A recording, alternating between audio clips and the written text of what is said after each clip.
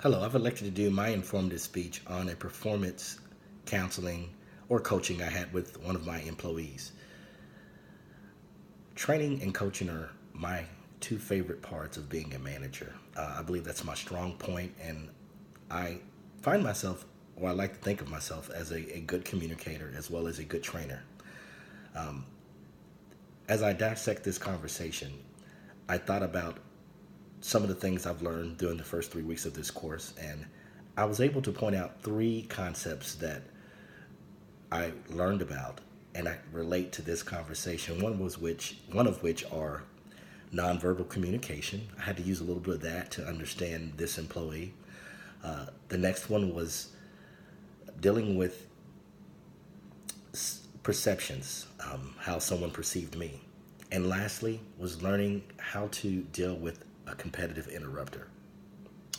So, when coaching this particular employee, one of the first things I noticed is her nonverbal communication was the best way for me to understand that, hey, she's not really getting or not receiving your constructive criticism as it was intended.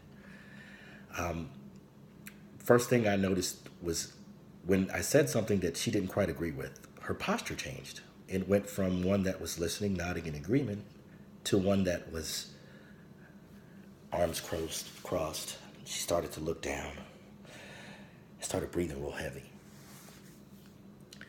This is defined by the author of the book, Corey Floyd, as being nonverbal.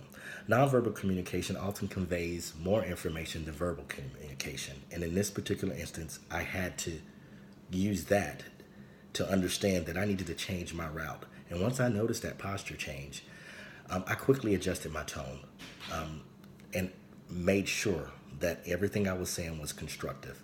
And it was confirmed that she was receiving the information differently because her posture did in fact change.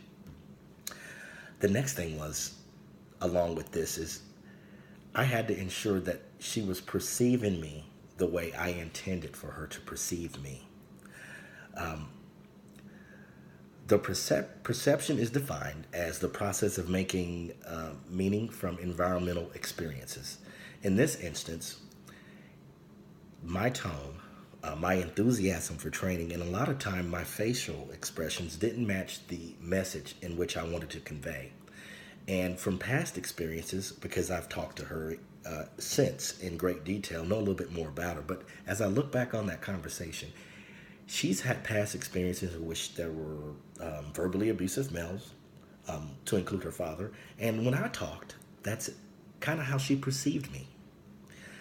So when I scaled back that intensity, again, I noticed that she was more receptive, and that was able to allow her to open up to the coaching. And then the last thing we kind of talked about was dealing with a competitive interrupter. She had a bad habit, really bad habit, still does, of completing my sentences.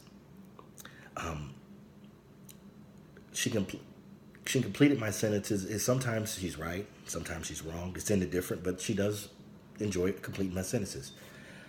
We learned in the 3 weeks since we've been in class that competitive interruptions is someone that's trying to take control of the speech. She did this to highlight the items that she knew and take away from the items that she didn't know. And what I mean by that is, if she could complete the sentence, and it was her little way of saying, you're not teaching me anything new. So what I had to do in turn as a manager was learn to acknowledge that when she completed the sentence, she was right. I just took that as a confirmation that, hey, okay, you understand this coaching point. And then when she was incorrect, I was able to use that as an opportunity to show her, hey, there are some things that you can learn. Now, so at the conclusion, training and again coaching still remain my favorite duties of managing people.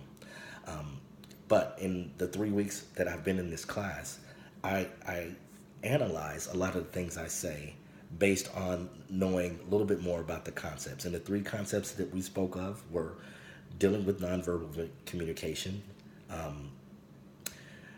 dealing with perception, and as well as someone who is a competitive interrupter. What I learned is that in a conversation or any situation, especially a coaching situation, the person's personality is going to dictate which concepts stand out in that conversation.